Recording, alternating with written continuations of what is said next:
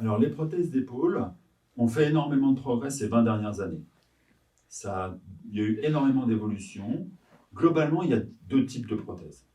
Il y a ce qu'on appelle la prothèse anatomique, c'est-à-dire qu'on va retirer la partie malade, mettre un petit bout de métal, comme ça, et puis en face, pareil, on met de l'autre côté un petit bout de plastique, et donc on a une prothèse anatomique. Anatomique, ça veut dire quoi? Ça veut dire qu'on va refaire comme avant.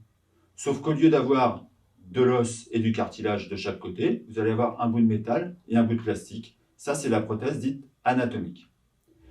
Il y a des limites à cette prothèse, c'est pour ça que ça ne marchait pas si bien ces 20 dernières années, parce qu'il faut qu'elle soit mise dans de très bonnes conditions.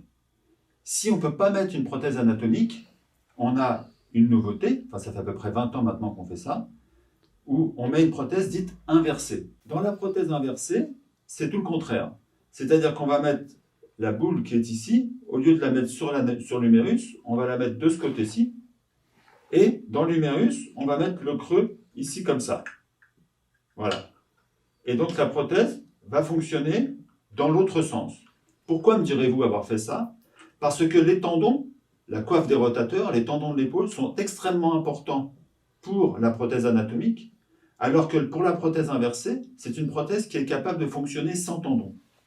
Et ça, c'est extrêmement intéressant, parce que quand vous avez une rupture des tendons qui n'est plus réparable, quand votre bras ne peut plus lever comme ça, dû au fait qu'il n'y a plus de tendons, maintenant on peut faire quelque chose, on peut mettre cette prothèse inversée, qui est une prothèse qui est faite pour fonctionner sans tendons, et c'est le gros muscle du dessus, le deltoïde, qui va être capable de faire bouger le bras.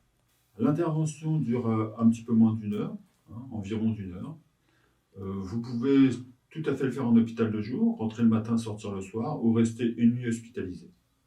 Dans les suites, si c'est une prothèse anatomique, vous aurez le coup de corps comme ça pendant 15 jours, 3 semaines. Si c'est une prothèse inversée, parfois vous n'aurez même pas de coup de corps et vous pouvez reprendre très rapidement vos activités.